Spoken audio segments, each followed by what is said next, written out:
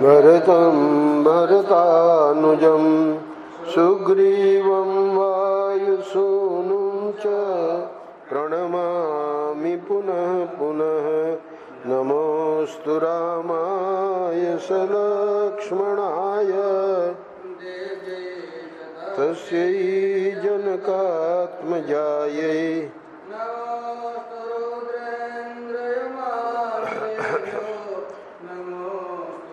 द्रार्कमरुद्गणेभ्यः नारायण नारायण नारायण नारायण। श्रीमद् वाल्मीकि रामायण के सुंदरकांड के 9वें अध्याय पे कल विश्राम दिया था। 10वें अध्याय में वाल्मीकि जी ने वर्णन किया है हनुमान जी का अंतःपुर में सोए हुए रावण तथा गाढ़ निद्रा में पड़ी हुई उसकी स्त्रियों को देखना तथा मंदोदरी को सीता समझकर प्रसन्न होना। तो यहाँ पर अंतिम 50वें श्लोक के बाद कह रहे हैं, बाकी वो स्त्रियों को वगैरह देखते हैं, स्वयं उनको बाद में ये प्रश्न उठेगा उनके मन में कि मैंने ये सही किया कि नहीं। तो बड़ा विस्तार में यहाँ वर्णन है। तो उन सब की शैयाओं से पृथक जितनी स्त्रियां थी रावण के वहाँ एकांत में बिछी हुई सुंदर शैया पर सोई हुई एक रूपवती युवती को वहां हनुमान जी ने देखा। वह मोती और मणियों से जड़े हुए आभूषणों से भली भांति विभूषित थी और अपनी शोभा से उस उत्तम भवन को विभूषित कर रही थी। वह गोरे रंग की थी, उसकी अंग कांति सुवर्ण के समान दमक रही थी। वह रावण की प्रियतमा और उसके अंतःपुर की स्वामिनी थी। उसका नाम मंदोदरी था। वह अपने मनोहर रूप से सुशोभित हो रही थी। वही वहां सो रही थी। अब हुआ क्या, हनुमान जी ने उसी को देखा। रूप और यौवन की संपत्ति से युक्त और वस्त्राभूषणों से विभूषित मंदोदरी को देखकर महाबाहु पवन कुमार ने अनुमान किया कि ये ही सीता जी हैं।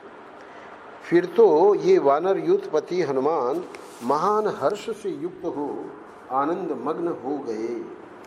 वे अपनी पूंछ को पटकने और चूमने लगे। अपनी वानरों जैसी प्रकृति का प्रदर्शन करते हुए आनंदित होने, खेलने और गाने लगे। इधर उधर आने जाने लगे।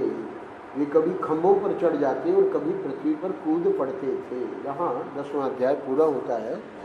11वें अध्याय में वर्णन किया गया है वह सीता नहीं है ऐसा निश्चय होने पर हनुमान जी का पुनः अंतःपुर में और उसकी पान भूमि में सीता का पता लगाना, उनके मन में धर्म लोप की आशंका और स्वतः उसका निवारण होना। यहाँ शुरू के श्लोकों में 11वें अध्याय में बताया है।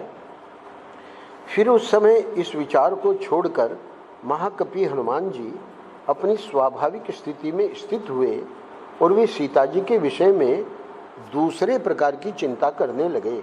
अब उनका चिंतन क्या हुआ, उन्होंने सोचा भामिनी सीता श्री रामचंद्र जी से बिछुड़ गई हैं। इस दशा में वे न तो सो सकती हैं, न भोजन कर सकती हैं, न श्रृंगार एवं अलंकार धारण कर सकती हैं। फिर मदिरा पान का सेवन तो किसी प्रकार भी नहीं कर सकती। वे यानी सीता जी किसी दूसरे पुरुष के पास, वह देवताओं का भी ईश्वर क्यों न हो, नहीं जा सकती। देवताओं में भी कोई ऐसा नहीं है जो श्री रामचंद्र जी की समानता कर सके। तो फिर अंत में क्या निर्णय लिया, अतः अवश्य ही यह सीता नहीं है, कोई दूसरी स्त्री है। ऐसा निश्चय करके वे कपि श्रेष्ठ सीता जी के दर्शन के लिए उत्सुक हो पुनः वहाँ की मधुशाला में विचरने लगे। और फिर वहाँ एक एक चप्पा छान लिया और श्लोक 36 में इसी अध्याय में कह रहे हैं कि इस प्रकार महातेजस्वी कपिवर हनुमान ने रावण का सारा अंतःपुर छान डाला, तो भी वहाँ उन्हें जनक नंदिनी सीता का दर्शन नहीं हुआ। उन सोती हुई स्त्रियों को देखते देखते महाकपि हनुमान धर्म के भय से शंकित हो उठे। उनके हृदय में बड़ा भारी संदेह उपस्थित हो गया। वे सोचने लगे कि इस तरह गाढ़ निद्रा में सोई हुई पराई स्त्रियों को देखना अच्छा नहीं है, यह तो मेरे धर्म का अत्यंत विनाश कर डालेगा। तो अब जब विचार कर रहे हैं इस विषय पर, तो वाल्मीकि जी वर्णन कर रहे हैं कि आगे के श्लोकों में, मेरी दृष्टि अब तक कभी पराई स्त्रियों पर नहीं पड़ी थी। यहीं आने पर मुझे पराई स्त्रियों का अपहरण करने वाले इस पापी रावण का भी दर्शन हुआ है। सिर्फ पराई स्त्रियों का दर्शन ही नहीं, पापी रावण का भी दर्शन होना ये भी गलत है। क्यों? ऐसे पापी को देखना भी धर्म का लोप करने वाला होता है। पर खैर, अब वो तो पापी का तो भगवान को करना है उद्धार।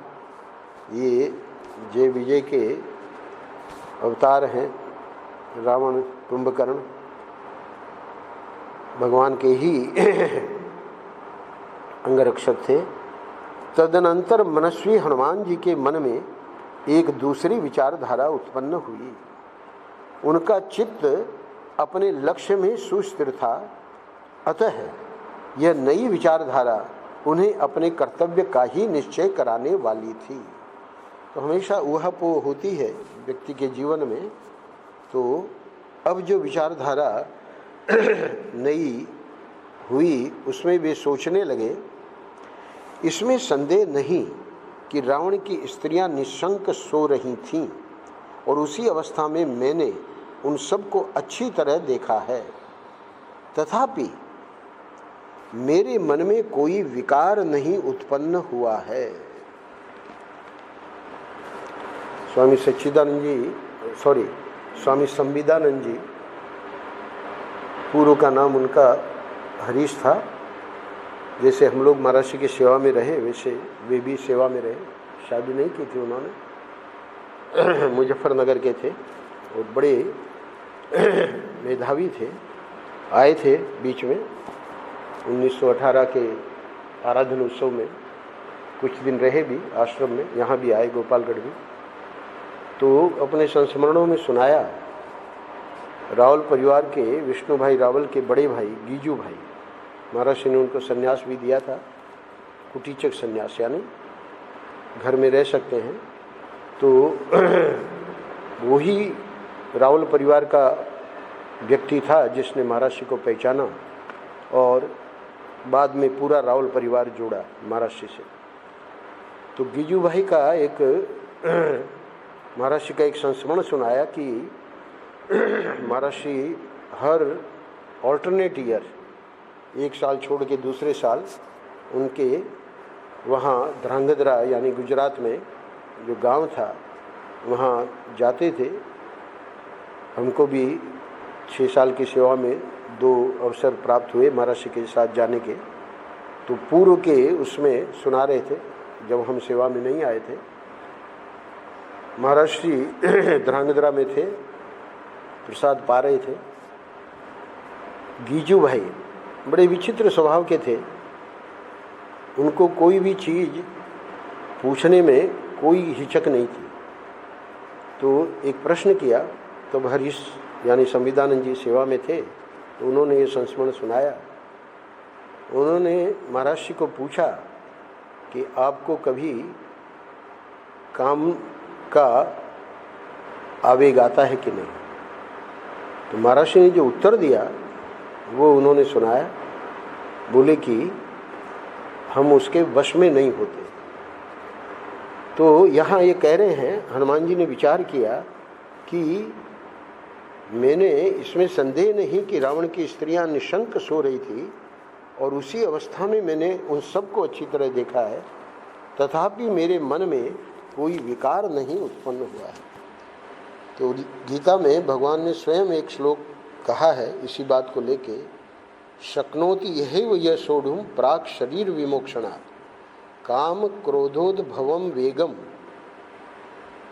स युक्त स सुखी नर। यानी इसी जीवन में जो काम और क्रोध के वेग को शांत कर ले वो ही सुखी है, वो ही शांति प्राप्त करने वाला है। तो महर्षि ने बताया कि हम उसके वश में कभी नहीं हुए, मन में कोई विकार नहीं उत्पन्न हुआ है। संपूर्ण इंद्रियों को शुभ और अशुभ अवस्थाओं में लगने की प्रेरणा देने में मन ही कारण है, किंतु मेरा वह मन पूर्णतः स्थिर है, उसका कहीं राग या द्वेष नहीं है। इसलिए मेरा यह परिस्त्री दर्शन धर्म का लोप करने वाला नहीं हो सकता। विदेह नंदिनी सीता को दूसरी जगह में ढूंढ भी तो नहीं सकता था। भाई तुम, प्रश्न है कि इतना देखने की जरूरत क्या थी। तो अगले 2 श्लोकों में स्वयं हनुमान जी विचार कर रहे हैं। क्या कह रहे हैं, क्या विचार कर रहे हैं? विदेह नंदिनी सीता को दूसरी जगह में ढूंढ भी तो नहीं सकता था, क्योंकि स्त्रियों को ढूंढते समय उन्हें स्त्रियों के ही बीच में देखा जाता है। जिस जीव की जो जाति होती है उसी में उसे खोजा जाता है। खोई हुई युवती स्त्री को हरणियों के बीच में नहीं ढूंढा जा सकता। अतः मैंने रावण के इस सारे अंतःपुर में शुद्ध हृदय से ही अन्वेषण किया है, किंतु यहाँ जानकी जी नहीं दिखाई देती है। किन किन को देखा? अंतिम 3 श्लोकों में अंतःपुर का निरीक्षण करते हुए पराक्रमी हनुमान ने देवताओं, गंधर्वों और नागों की कन्याओं को वहां देखा, किंतु जनक नंदिनी सीता को नहीं देखा। दूसरी सुंदरियों को देखते हुए वीर वानर हनुमान ने जब वहां सीता को नहीं देखा, तब वे वहां से हटकर अन्यत्र जाने को उद्यत हुए।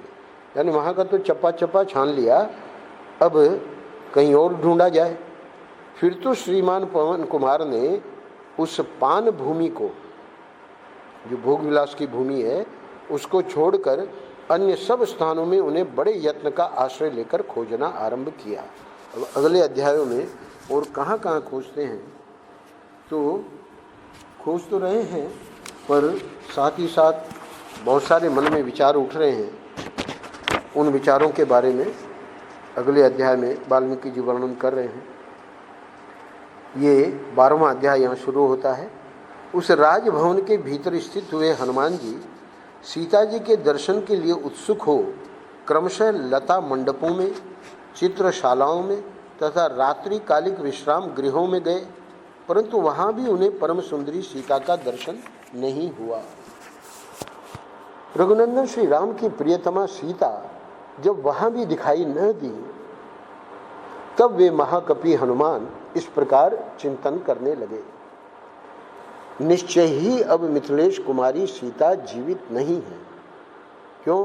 क्योंकि संपाति ने कहा था कि वो महल में है, और इन्होंने महल का चप्पा चप्पा छान लिया, बल्कि और भी चीज़ें स्थान देख लिए।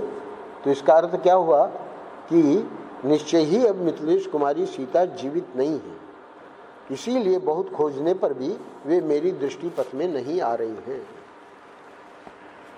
सती साध्वी सीता उत्तम आर्य मार्ग पर स्थित रहने वाली थी। वे अपने शील और सदाचार की रक्षा में तत्पर रही हैं, इसलिए निश्चय ही इस दुराचारी राक्षस राज ने उन्हें मार डाला होगा। राक्षस राज रावण के यहाँ जो दास्य कर्म करने वाली राक्षसियां हैं, उनके रूप बड़े बेडौल हैं, वे बड़ी विकट और विकराल हैं। उनकी कांति भी भयंकर है, उनके मुंह विशाल और आंखें भी बड़ी बड़ी एवं भयानक हैं। उन सबको देखकर जनक राज नंदिनी ने भय के मारे प्राण त्याग दिए होंगे। अब विचार कर रहे हैं कि सीता का दर्शन न होने से मुझे अपने पुरुषार्थ का फल नहीं प्राप्त हो सका। इधर वानरों के साथ सुदीर्घ काल तक इधर उधर भ्रमण करके मैंने लौटने की अवधि भी बिता दी है। अतः अब मेरा सुग्रीव के पास जाने का भी मार्ग बंद हो गया।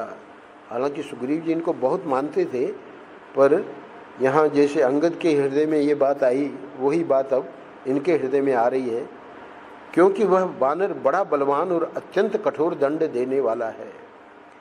मैंने रावण का सारा अंतःपुर छान डाला, एक एक करके रावण के समस्त स्त्रियों को भी देख लिया, किंतु अभी तक साध्वी सीता का दर्शन नहीं हुआ। अतः मेरा समुद्र लंघन का सारा परिश्रम व्यर्थ हो गया। मन में विचार कर रहे हैं कि जब मैं लौटकर जाऊंगा तब सारे वानर मिलकर मुझसे क्या कहेंगे। वे पूछेंगे कि वीर, हे वीर, वहां जाकर तुमने क्या किया है। किंतु जनक नंदिनी सीता को न देखकर मैं उन्हें क्या उत्तर दूंगा। सुग्रीव के निश्चित किए हुए समय का उल्लंघन कर देने पर अब मैं निश्चय ही आमरण उपवास करूंगा। अंगद ने जैसे विचार किया था, हनुमान जी भी यही विचार करते हैं कि अब लौटना तो ठीक नहीं है। बूढ़े बूढ़े जाम्बवान और युवराज अंगद मुझसे क्या कहेंगे। समुद्र के पार जाने पर अन्य वानर भी जब मुझसे मिलेंगे तब वे क्या कहेंगे। अगर मैं लौटूंगा तो इस प्रकार थोड़ी देर तक हताश से होकर वे फिर सोचने लगे। हताश न होकर उत्साह को बनाए रखना ही संपत्ति का मूल कारण है। प्रत्येक व्यक्ति के चित्त में दोनों संस्कार होते हैं। गुणातीत जो होते हैं उनकी बात छोड़ दीजिए, बाकी ये सत्व, रजस और तमस ये सब में होते हैं।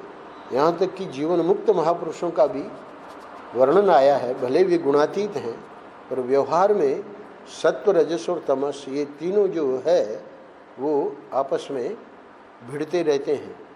तो अब सात्विक विचार आने लगे। हताश न होकर उत्साह को बनाए रखना ही संपत्ति का मूल कारण, क्योंकि हनुमान जी को ज्ञानी नाम अग्रगण्यम कहा है, तो इसलिए हम इनको उस कोटि में तो नहीं रख सकते कि भाई अज्ञानी है। अज्ञानी के हृदय में तो ये आते ही रहते हैं, वो तो बेचारा कभी इससे मुक्त हो ही नहीं सकता, क्योंकि उसके पास तो ऐसी साधना नहीं है कि वो गुणातीत होवे, और ये तो गुणातीत भी हैं। तो अब चूंकि जो प्रयास किया है वो प्रयास विफल दिख रहा है, इसलिए पहले उस प्रकार के विचार आए, पर तुरंत अब देखिए क्या सोच रहे हैं। उत्साह ही परम सुख का हेतु है, अतः मैं पुनः उन स्थानों में सीता की खोज करूंगा जहां अब तक अनुसंधान नहीं किया गया था। अगला श्लोक बहुत महत्वपूर्ण है। परम पूज्य महाराज श्री इसको उद्धृत करते थे।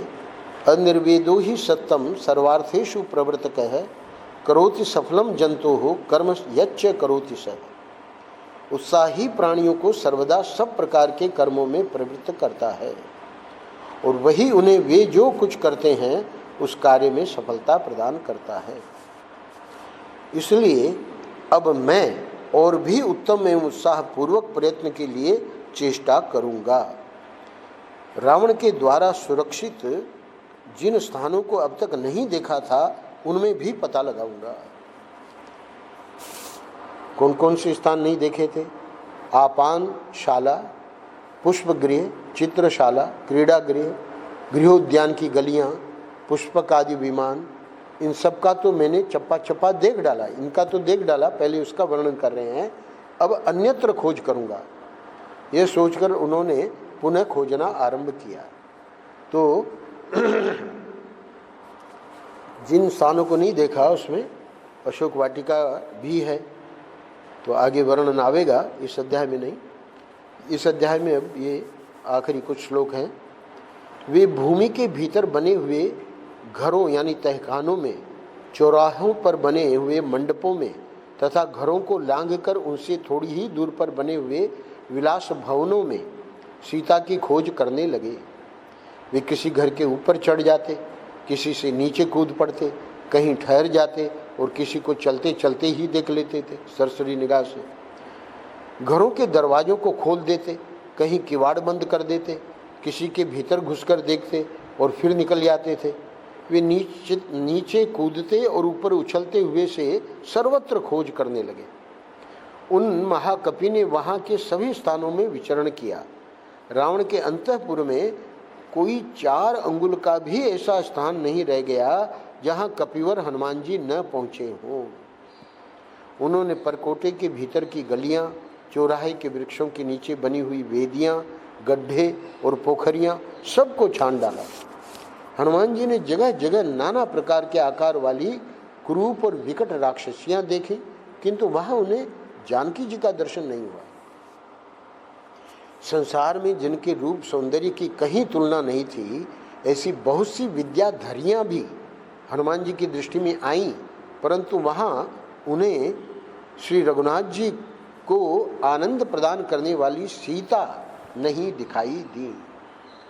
हनुमान जी ने सुंदर नितंब और पूर्ण चंद्रमा के समान मनोहर मुख वाली बहुत सी नाग कन्याएं भी वहां देखी, किंतु जनक किशोरी का उन्हें दर्शन नहीं हुआ। राक्षस राज के द्वारा नाग सेना को मथ कर बलात् हर कर लाई हुई नाग कन्याओं को तो पवन कुमार ने वहां देखा, पर जानकी जी उन्हें दृष्टिगोचर नहीं हुई। महाबाहु पवन कुमार हनुमान को दूसरी बहुत सी सुंदरियां दिखाई दी, परंतु सीता जी उनके देखने में नहीं आईं, इसलिए वे बहुत दुखी हो गए।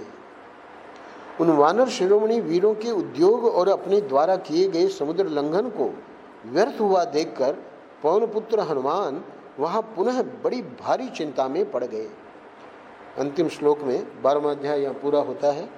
उस समय वायु नंदन हनुमान विमान से नीचे उतर आए और बड़ी चिंता करने लगे। शोक से उनकी चेतना शक्ति शिथिल हो गई। अब चेतना शक्ति का शिथिल होना तो ठीक नहीं है, तो फिर से ठाकुर जी की कृपा से, पर यहाँ जो विचार उठते हैं इस 13वें अध्याय में, वो फिर से एक बार हताश। वानर यूथपति हनुमान विमान से उतरकर महल के परकोटे पर चढ़ आए। वहां आकर वे मेघमाला के अंक में चमकती हुई बिजली के समान बड़े वेग से इधर उधर घूमने लगे। रावण के सभी घरों में एक बार पुनः चक्कर लगाकर जब कपिवर हनुमान जी ने जनक नंदिनी सीता को नहीं देखा, तो वे मन ही मन इस प्रकार कहने लगे। हमारी जैसे कभी वस्तु कोई खो जाती है, बार बार हम उसी जगह ढूंढते हैं, तो ये दूसरी बार एक बार चक्कर लगा के अब मैंने श्री रामचंद्र जी का प्रिय करने के लिए कई बार लंका को छान डाला, किंतु सर्वांग सुंदरी विदेह नंदिनी सीता मुझे कहीं नहीं दिखाई देती है। अभी अशोक वाटिका को छोड़ के लगता है सब कुछ देख लिया मैंने। यहाँ के छोटे तालाब, पोखरे, सरोवर, सरिताएं, नदियाँ, पानी के आसपास के जंगल तथा दुर्गम पहाड़ सब देख डाले। इस नगर के आसपास की सारी भूमि खोज डाली, किंतु कहीं भी मुझे जानकी जी का दर्शन नहीं हुआ। एक बार फिर से अपने मन में वो बात लाते हैं।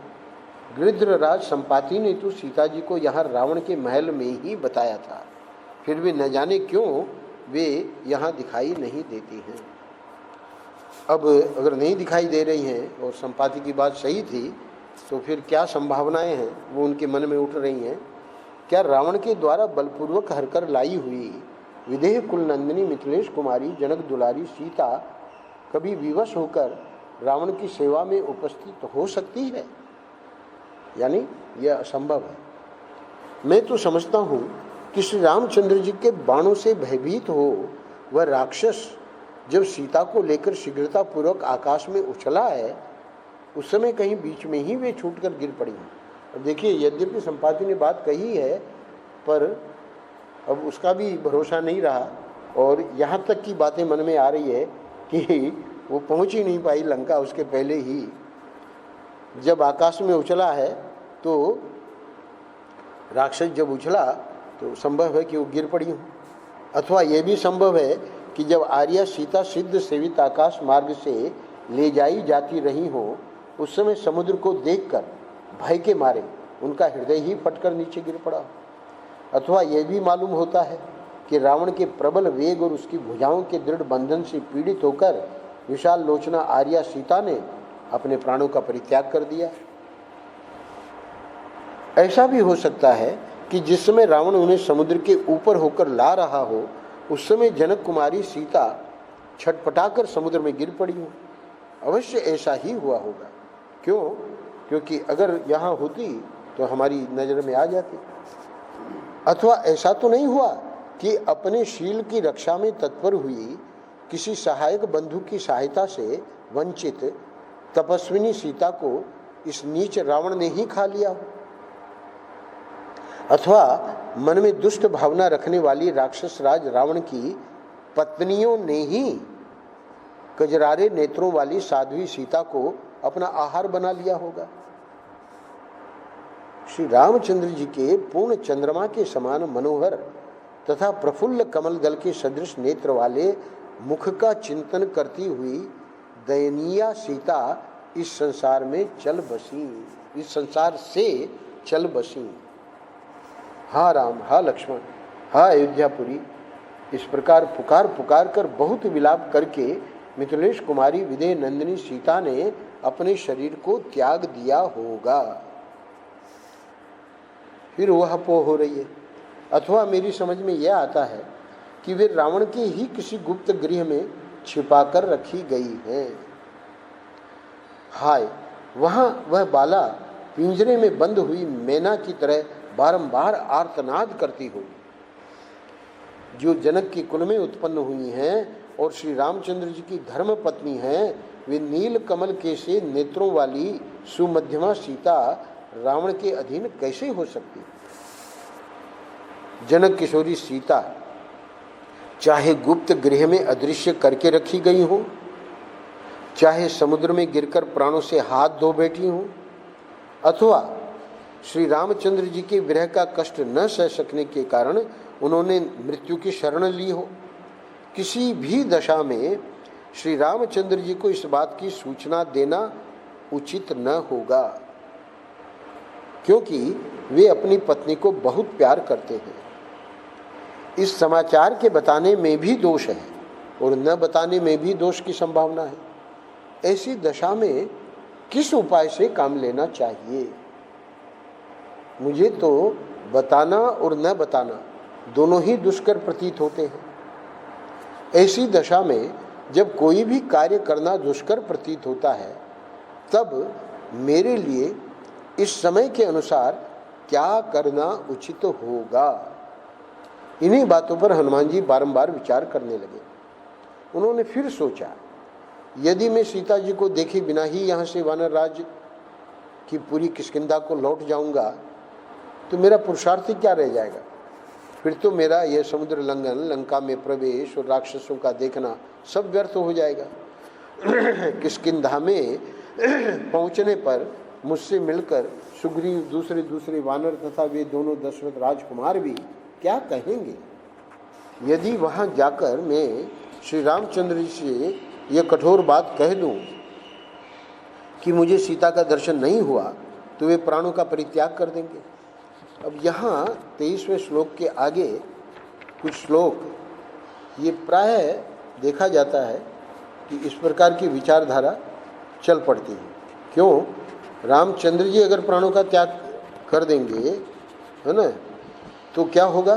सीता जी के विषय में ऐसे रूखे, कठोर, तीखे और इंद्रियों को संताप देने वाले दुर्वचन को सुनकर वे तो कदापि जीवित नहीं रहेंगे। उन्हें संकट में पड़कर प्राणों के परित्याग का संकल्प करते देख उनके प्रति अत्यंत अनुराग रखने वाले बुद्धिमान लक्ष्मण भी जीवित नहीं रहेंगे। अपने इन दो भाइयों के विनाश का समाचार सुनकर भरत भी प्राण त्याग देंगे और भरत की मृत्यु देखकर शत्रुघ्न भी जीवित नहीं रह सकेंगे। इस प्रकार चारों पुत्रों की मृत्यु हुई देख कौशल्या, सुमित्रा और कैकेयी, ये तीनों माताएं भी निस्संदेह प्राण दे देंगी। कृतज्ञ और सत्य प्रतिज्ञ वानर राज सुग्रीव भी जब श्री रामचंद्र जी को ऐसी अवस्था में देखेंगे तो स्वयं भी प्राण विसर्जन कर देंगे। तत्पश्चात पति शोक से पीड़ित हो दुखित चित्त, दीन व्यथित और आनंद शून्य हुई तपस्विनी रूमा भी जान दे देगी। फिर तो रानी तारा भी जीवित नहीं रहेंगी। वे बाली के विरह जनित दुख से तो पीड़ित पहले से ही थी, इस नूतन शोक से कातर हो शीघ्र ही मृत्यु को प्राप्त हो जाएंगी। माता पिता के विनाश और सुग्रीव के मरण जनित संकट से पीड़ित हो कुमार अंगद भी अपने प्राणों का परित्याग कर देंगे। तदनंतर स्वामी के दुख से पीड़ित हुए सारे वानर अपने हाथों और मुखों से सिर पीटने लगेंगे। यशस्वी वानर राज ने सांत्वनापूर्ण वचनों और दान मान से जिनका लालन पालन किया था, वे वानर अपने प्राणों का परित्याग कर देंगे। ऐसी अवस्था में शेष वानर वनों, पर्वतों और गुफाओं में एकत्र होकर फिर कभी क्रीड़ा विहार का आनंद नहीं लेंगे। अपने राजा के शोक से पीड़ित हो सब वानर अपने पुत्र, स्त्री और मंत्रियों सहित पर्वतों के शिखरों से नीचे सम अथवा विषम स्थानों में गिरकर प्राण दे देंगे, अथवा सारे के सारे विष पी लेंगे या फांसी लगा लेंगे या जलती आग में प्रवेश कर जाएंगे, उपवास करने लगेंगे अथवा अपने ही शरीर में छुरा भोंक लेंगे। तो ये कहना क्या चाह रहे हैं? मेरे वहां जाने पर मैं समझता हूं बड़ा भयंकर आर्तनाद होने लगेगा, इक्ष्वाकु कुल का नाश और वानरों का भी विनाश हो जाएगा। इसलिए मैं यहां से किष्किंधापुरी को तो नहीं जाऊंगा। मिथिलेश कुमारी सीता को देखे बिना मैं सुग्रीव का भी दर्शन नहीं कर सकूंगा।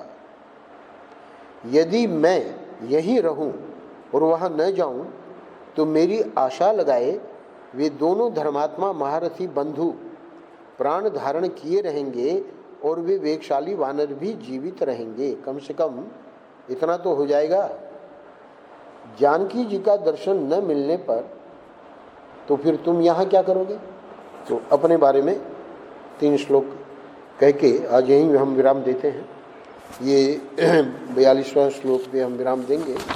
अभी ये अध्याय 69 यानी 70 श्लोक हैं। कह रहे हैं, जानकी जी का दर्शन न मिलने पर मैं यहाँ वानप्रस्थी हो जाऊंगा। मेरे हाथ पर अपने आप जो फल आदि खाद्य वस्तु प्राप्त हो जाएगी उसी को खाकर रहूंगा, या परीक्षा से मेरे मुंह में जो फल आदि खाद्य वस्तु पड़ जाएगी उसी से निर्वाह करूंगा, तथा पवित्रता, संतोष आदि नियमों के पालन पूर्वक वृक्ष के नीचे निवास करूंगा, जैसे वानप्रस्थी लोग करते हैं। अथवा दूसरा विचार, सागर तटवर्ती स्थान में जहाँ फलमूल और जल की अधिकता होती है, मैं चिता बनाकर जलती हुई आग में प्रवेश कर जाऊंगा। अथवा आमरण उपवास के लिए बैठकर लिंग शरीरधारी जीवात्मा का शरीर से वियोग कराने के प्रयत्न में लगे हुए मेरे शरीर को कौवे तथा हिंसक जंतु अपना आहार बना लेंगे। एक बात और भी कह रहे हैं, यदि मुझे जानकी जी का दर्शन नहीं हुआ तो मैं खुशी खुशी जल समाधि ले लूँगा। मेरे विचार से इस तरह जल प्रवेश करके परलोक गमन करना ऋषियों की दृष्टि में भी उत्तम ही है। तो अब उस विचार का कैसे क्या फिर परिवर्तन होता है उसकी चर्चा हम कल करेंगे। नारायण नारायण नारायण नारायण।